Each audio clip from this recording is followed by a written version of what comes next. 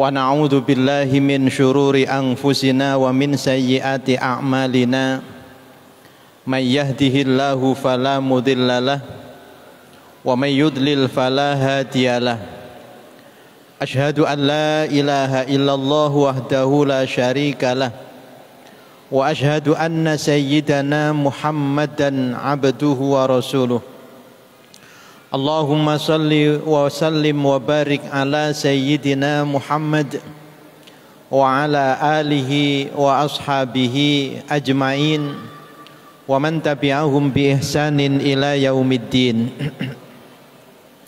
رب اشرح لي صدري ويسر لي أمري واحلل عقدة من لساني يفقه قولي أما بعد Hadratal mukarramin, para alim, para ulama, para kiai yang tansah, yang senantiasa kita hormati dan kita muliakan. Jajaran pengurus takmir Masjid Agung Baitul Mukminin Kabupaten Jombang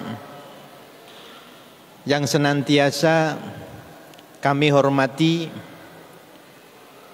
para jamaah kaum muslimin wal muslimat rahimakumullah. Pertama, marilah kita bersama-sama memanjatkan rasa syukur kita kehadirat Allah Subhanahu wa taala yang telah memberikan limpahan rahmat, nikmat dan hidayahnya kepada kita semua, sehingga malam hari ini kita dapat mengikuti kegiatan pengajian rutin setiap hari Ahad malam Senin, kajian kitab tafsir dalam keadaan sehat walafiat. Mudah-mudahan kehadiran kita mendapatkan ridho dan pahala dari Allah Subhanahu wa taala. Allahumma amin. Salawat dan salam semoga tetap terlimpahkan kepada junjungan kita Nabi besar Muhammad sallallahu alaihi wasallam yang telah memberikan bimbingan dan tuntunannya kepada kita semua berupa ajaran agama Islam, agama yang diridhoi oleh Allah. Mudah-mudahan kita bisa melaksanakan semua tuntunan dan ajaran Islam ini dengan sebaik-baiknya untuk meraih kebahagiaan dan keselamatan hidup di dunia ini, lebih-lebih keselamatan dan kebahagiaan hidup di akhirat nanti. Allahumma amin. Bapak Ibu hadirin hadirat yang dimuliakan Allah Subhanahu wa taala, mari bersama-sama pengajian malam hari ini kita awali dengan membaca suratul Fatihah. Mudah-mudahan apa yang menjadi harapan kita, yang menjadi niat kita, dan yang menjadi hajat kita dikabulkan oleh Allah Subhanahu wa taala. Allahumma amin. Ila hadratin Nabiyil Mustafa Muhammadin sallallahu alaihi wasallam wa ala alihi wa ashabihi wa dzurriyyatihi ajmain. Summa al-Fatihatu ila jami'i ulama'i Madinati Jombang. Nafa'anallahu bihim wa bi'ulumihim fid dharaini amin.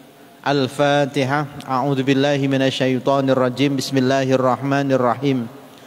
Alhamdulillahi rabbil alamin arrahmanir rahim maliki yaumiddin. Iyyaka na'budu wa iyyaka nasta'in. Ihdinas siratal mustaqim. Siratal ladzina an'amta 'alaihim ghairil maghdubi 'alaihim waladdallin. Amin. Bapak Ibu yang dimuliakan oleh Allah Subhanahu wa taala, melanjutkan keterangan tafsir ayat 17 pada pertemuan yang lalu, di mana Allah menyediakan bagi orang-orang yang bertakwa sesuatu yang lebih baik daripada apa-apa yang diberikan oleh Allah kepada hambanya di dunia. Apapun yang telah diberikan oleh Allah kepada hambanya di dunia, baik kepada orang-orang yang beriman, bertakwa, atau kepada orang-orang yang tidak beriman dan bertakwa, berupa kemewahan harta benda itu masih lebih baik sesuatu yang disediakan oleh Allah nanti di akhirat, yang hanya disediakan bagi orang-orang yang bertakwa. Maka kemudian Allah setelah menjelaskan macam-macam fasilitas dan kenikmatan surga yang diberikan kepada orang-orang yang bertakwa, kemudian Allah menjelaskan ciri-ciri orang yang bertakwa yang disediakan fasilitas dan kenikmatan surga itu. Di antaranya adalah mereka memiliki sifat-sifat. Satu, as-sabirin, sifat-sifat sabar. Sifat sabar ini ada kalanya sabar dalam melaksanakan perintah Allah, sabar dalam melaksanakan ibadah kepada Allah, sabar dalam menjalani ketaatan kepada Allah Subhanahu wa ta'ala. Ada kalanya sabar dalam meninggalkan larangan-larangan Allah, sabar meninggalkan maksiat, sabar meninggalkan dosa. Dan yang ketiga adalah sabar ketika menghadapi ujian atau musibah yang ditimpakan oleh Allah kepada dirinya. Ini sifat orang yang bertakwa yang disediakan fasilitas dan kenikmatan surga nanti di akhirat. Selain sabar, orang yang bertakwa itu juga memiliki sifat as-sadiqin, yaitu orang yang selalu benar, imannya benar. Sebab orang yang beriman itu ada kalanya beriman kepada selain Allah. Orang-orang yang memeluk agama selain agama Islam itu mereka orang yang beriman, tapi iman mereka ini tidak benar. Menurut ajaran Islam, bahwa iman yang benar itu adalah iman kepada Allah Subhanahu wa ta'ala. Jadi as-sadiqina fi imanihim wa aqwalihim wa niyatihim. Salah satu ciri orang yang bertakwa ini adalah orang-orang yang benar di dalam iman mereka, benar di dalam ucapan mereka, dan benar di dalam niat mereka. Ini sifat yang kedua dari ciri-ciri orang yang bertakwa yang disediakan fasilitas dan kenikmatan surga nanti di akhirat. Kemudian yang ketiga adalah wal qanitin, yaitu orang-orang yang taat. Al muwadzabina alal ibadati, orang-orang yang istiqomah dalam beribadah kepada Allah Subhanahu wa ta'ala. Dalam keadaan apapun mereka tetap istiqomah dalam beribadah kepada Allah. Sebab hidup di dunia ini tidak akan lepas dari suasana bahagia maupun suasana susah. Orang hidup di dunia itu tidak akan lepas dari dua keadaan itu. Dalam keadaan senang maupun dalam keadaan susah. Orang yang bertakwa itu tetap istiqomah di dalam menjalankan ibadah kepada Allah Subhanahu wa ta'ala. Wal qanitin, itu sifat yang ketiga. Yang keempat, wal munfikin, ay amwalahum fi sabilillah, yaitu orang yang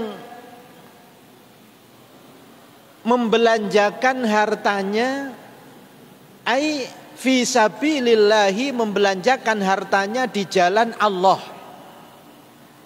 Ciri yang keempat dari orang yang bertakwa itu adalah orang yang ketika diberi harta oleh Allah, maka hartanya itu digunakan, dibelanjakan di jalan Allah, digunakan untuk hal-hal yang sesuai dengan tuntunan ajaran agama Allah. Yang terakhir, yang kelima di dalam ayat 17 yang menjelaskan ciri-ciri orang yang bertakwa yang disediakan fasilitas surga dan kenikmatan di akhirat adalah wal mustaghfirina bil ashar. Mereka adalah orang-orang yang senantiasa beristighfar, orang-orang yang senantiasa memohon ampunan kepada Allah Subhanahu wa taala.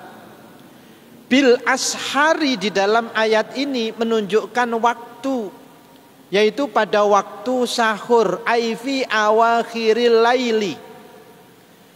Waktu sahur itu adalah waktu akhir malam, di mana kita mengetahui keutamaan dan keistimewaan waktu sepertiga akhir malam. Di dalam hadis disebutkan pada waktu sepertiga akhir malam itu Allah turun ke langit dunia. Ada yang memahami bahwa Allah turun ke langit dunia ini adalah rahmatnya yang turun ke langit dunia. Ada yang memahami juga bahwa Allah turun ke langit dunia tetapi bila kaifin, tanpa menggambarkan turunnya Allah ke langit dunia ini seperti turunnya makhluk yang bisa turun dari atas ke bawah. Jadi bagaimana turunnya Allah ke langit dunia ini tidak disamakan dengan turunnya makhluk. Jadi betul-betul Allah yang turun ke langit dunia. Tetapi pendapat yang paling banyak diikuti adalah rahmatnya Allah yang diturunkan di langit dunia pada sepertiga akhir malam itu. Karena itu para ulama berdasarkan ayat 17 surat Ali Imran ini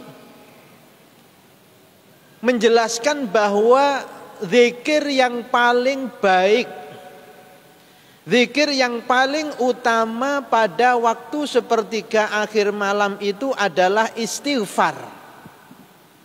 Memohon ampun kepada Allah Subhanahu wa taala. Karena ini disebutkan secara khusus oleh Allah di dalam ayat ini, ayat 17 surat Ali Imran, sebagai ciri-ciri di antara ciri-ciri orang-orang yang bertakwa kepada Allah Subhanahu wa taala. Wal mustaghfirina bil ashar. Pada dasarnya, awalnya, jadi asalnya zikir itu adalah perkara yang disunnahkan kapan saja. Zikir itu disunnahkan waktunya tidak terbatas. Kapan saja diperintahkan, dianjurkan untuk banyak berzikir kepada Allah Subhanahu wa taala. Dan lafaz zikir kepada Allah itu juga tidak terbatas dengan zikir tertentu. Bisa zikir dengan tahmid, bisa zikir dengan tasbih, bisa zikir dengan tahlil, atau dengan zikir-zikir yang lainnya. Tetapi Allah menyebutkan secara khusus bahwa zikir yang paling baik dan menjadi ciri dari orang-orang yang bertakwa itu adalah istighfar di waktu sahur, istighfar pada akhir malam. Meskipun ada sebagian ulama yang berpendapat bahwa maksud dari istighfar di dalam ayat ini adalah ai al-musallina at-tatawwu'a fiha, yaitu orang-orang yang sholat tatawwu', sholat sunnah, atau yang biasa kita sebut dengan sholat tahajud di sepertiga akhir malam. Akan tetapi ulama yang lain dan yang mayoritas itu adalah menjelaskan bahwa ayat ini menjelaskan zikir yang paling utama pada waktu akhir malam itu adalah istighfar, memohon ampun kepada Allah Subhanahu wa taala. Bapak Ibu yang dimuliakan Allah Subhanahu wa taala, dari ayat ini yang menjelaskan tentang ciri-ciri orang yang bertakwa, yang disediakan fasilitas dan berbagai kenikmatan di surga nanti di akhirat, itu para ulama kemudian menyimpulkan bahwa ibadah kepada Allah itu yang paling agung ini ada dua. Di wa'a'dhamu ta'ati qadron amroni. Ketaatan yang paling agung tingkatannya di sisi Allah itu ada dua perkara. Ahaduhuma al-khidmatu bil mali wa ilaihi al-isyaratu biqaulihi sallallahu alaihi wasallam asyafaqatu ala khalqillah wal isyaratu biqaulihi ta'ala huna wal munfiqina. Yang pertama, amal ketaatan yang paling agung tingkatannya di sisi Allah itu adalah amal ibadah dengan menggunakan harta benda. Baik harta benda ini digunakan untuk membantu orang yang membutuhkan, atau beramal dengan harta benda untuk berjuang di jalan agama Allah Subhanahu wa taala. Amal ibadah yang dengan menggunakan harta yang tujuannya untuk membantu orang-orang yang membutuhkan, ini banyak disebutkan di dalam hadis-hadis Rasulullah. Jadi hadis tentang anjuran sedekah, hadis tentang anjuran membantu meringankan beban orang lain, hadis anjuran tentang keutamaan orang yang dapat memenuhi kebutuhan orang lain. Itu banyak disebutkan di dalam hadis-hadis Rasulullah. Dan di dalam ayat ini yang menunjukkan ibadah dengan menggunakan harta sebagai salah satu ciri orang yang bertakwa itu adalah lafadz wal munfiqin, yang terjemahnya adalah dan orang-orang yang membelanjakan hartanya. Yang tadi sudah kita jelaskan, membelanjakan hartanya di jalan Allah, membelanjakan hartanya untuk perkara-perkara yang diridhoi oleh Allah. Ini amal ketaatan yang paling besar tingkatannya di sisi Allah. Yang pertama tadi adalah amal ketaatan, amal ibadah dengan menggunakan harta yang telah diberikan oleh Allah. Wasaniyuhuma, dan yang kedua al-khidmatu bin nafsi wa ilaihi al-isyaratu biqaulihi sallallahu alaihi wasallam at-ta'zimu li amrillah wal isyaratu biqaulihi ta'ala huna wal mustaghfirina bil ashar. Amal ibadah yang kedua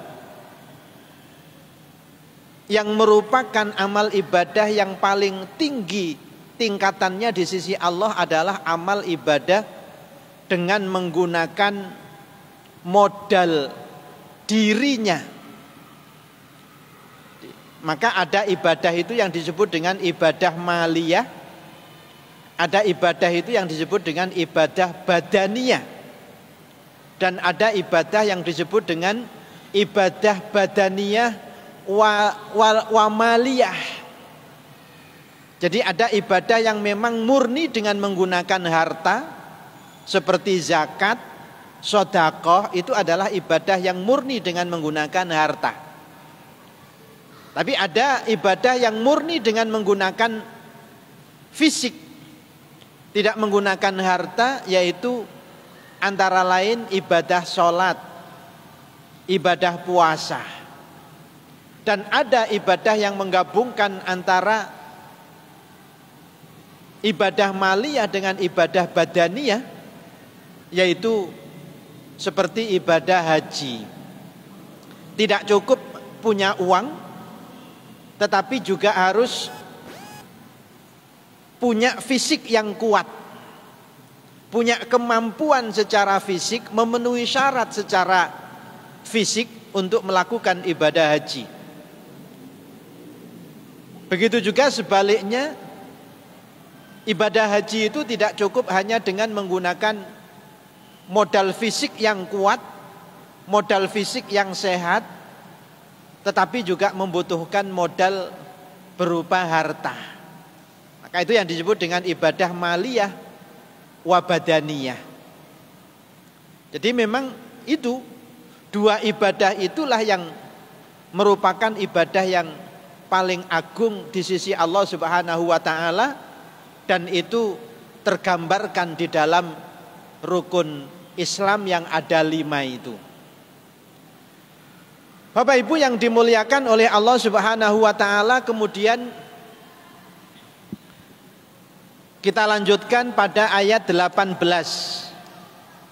Jadi dengan berakhirnya ayat 17 itu berarti keterangan tentang fasilitas surga yang disediakan oleh Allah nanti di akhirat dengan berbagai kenikmatannya. Itu nilainya disebutkan, dijelaskan jauh lebih baik daripada fasilitas dan kenikmatan apapun yang diberikan oleh Allah di dunia. Berarti sudah selesai keterangan tentang hal tersebut. Dan ayat 18 ini berbicara tentang tema yang lainnya. A'udzu billahi minasy syaithanir rajim. Bismillahirrahmanirrahim. Syahidallahu annahu la ilaha illa huwa wal malaikatu wa ulul ilmi qa'iman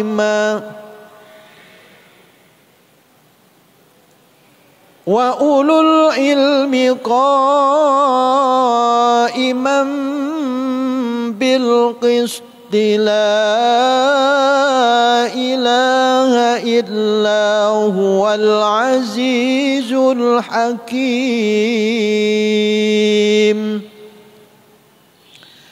Syahidallahu, Allah telah menyaksikan, Allah telah menyatakan, annahu, bahwasanya la ilaha, tidak ada Tuhan yang berhak disembah illahu, kecuali Dia Allah, wal malaikatu, dan juga para malaikat, wa ulul ilmi, dan orang-orang yang diberi ilmu, qaimam bil qisti, yang menegakkan keadilan. La ilaha illa huwa, tidak ada Tuhan selain Dia Allah, al-azizul hakim, yang maha perkasa dan maha bijaksana. Bapak Ibu hadirin hadirat yang dimuliakan Allah Subhanahu wa taala.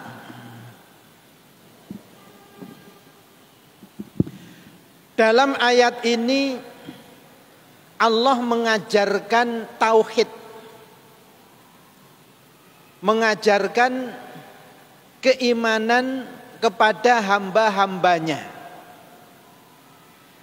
di mana Allah menegaskan bahwa Allah sendiri yang pertama kali menyatakan bahwa tidak ada Tuhan yang berhak untuk disembah kecuali dirinya, kecuali Allah.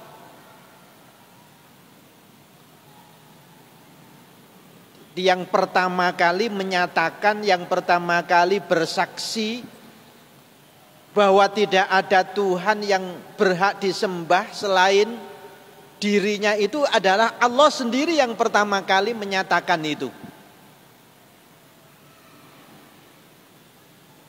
Jadi Allah memproklamirkan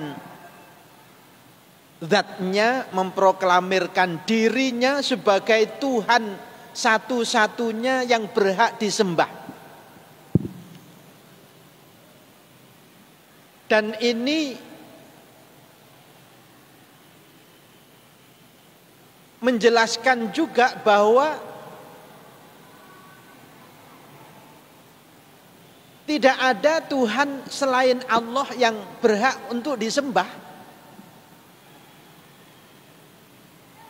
Dan kemudian pernyataan Allah ini diikuti oleh para malaikat. Para malaikat pun mereka semuanya menyaksikan, mereka semuanya menyatakan bahwa tidak ada Tuhan yang berhak untuk disembah kecuali Allah Subhanahu wa taala.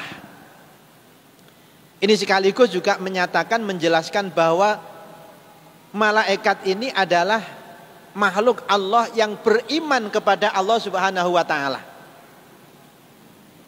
Jadi makhluk Allah yang pertama kali yang menyatakan kesaksiannya beriman kepada Allah. Bahkan tidak hanya menyatakan keimanannya kepada Allah, disebutkan di dalam ayat yang lain bahwa para malaikat ini selalu tunduk kepada perintah-perintah Allah dan tidak pernah melanggar larangan-larangan Allah. Jadi la ya'sunallaha ma amarahum wa yaf'aluna ma yu'marun.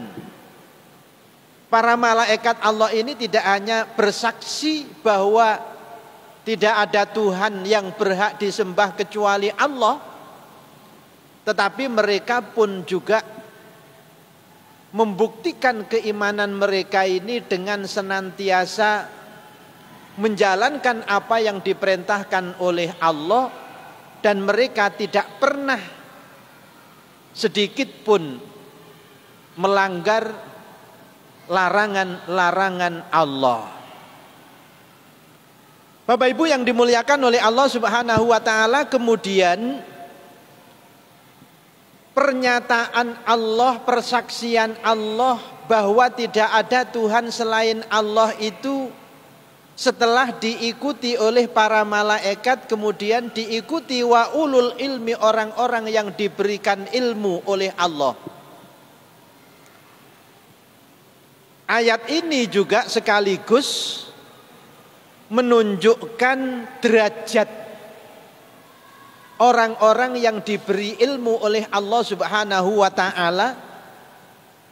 Mereka memiliki derajat yang sama dengan derajatnya para malaikat yang menyatakan keimanannya kepada Allah Subhanahu wa taala. Jadi fashhadu hadza yadullu ala anna darajatal aliyata wal martabatas syarifata laisat illa li ulama'a.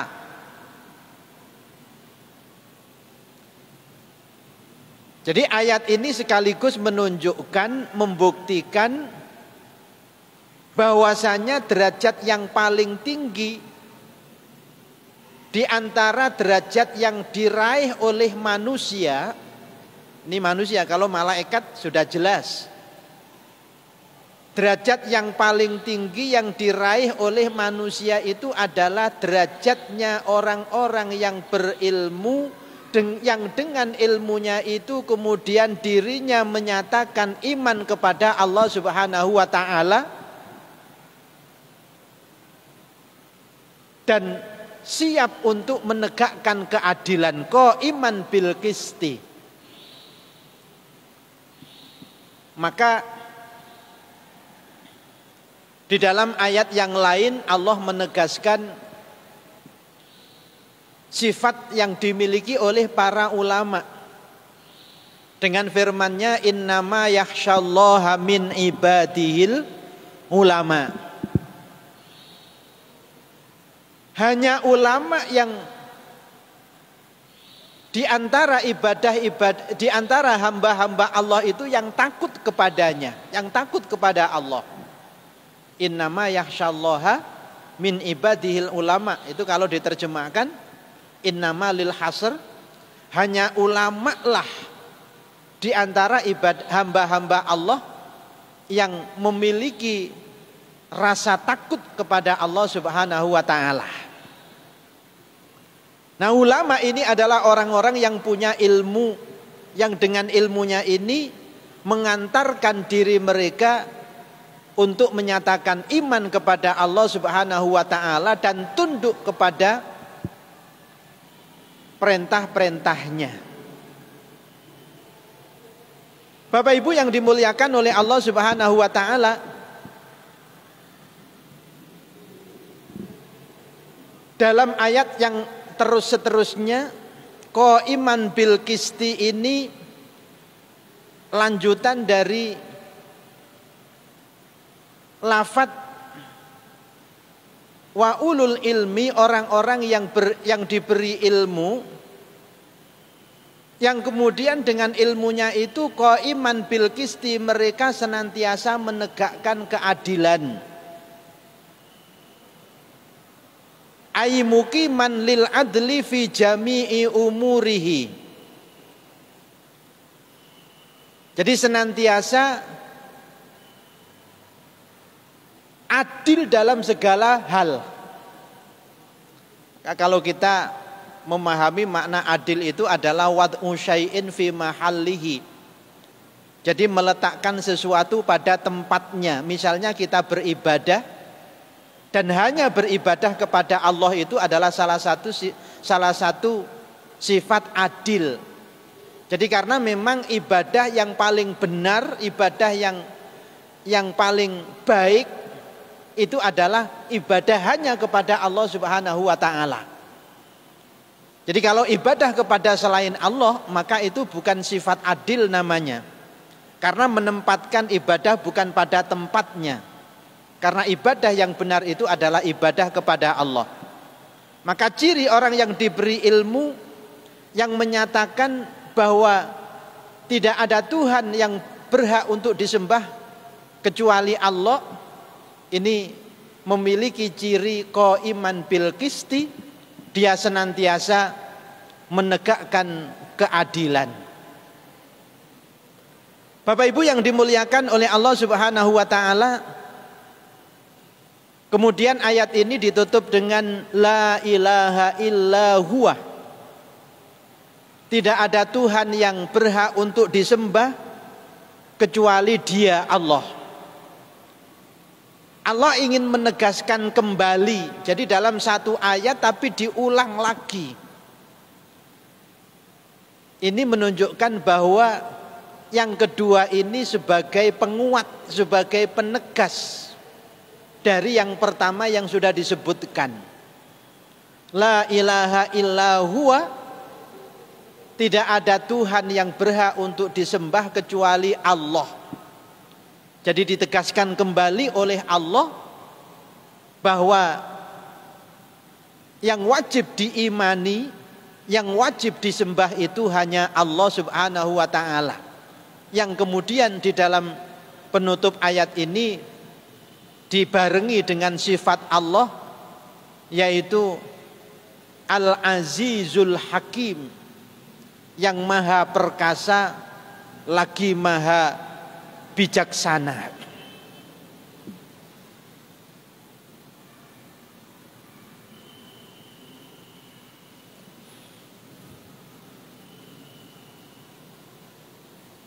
Bapak Ibu yang dimuliakan oleh Allah Subhanahu wa ta'ala, maka inilah yang kemudian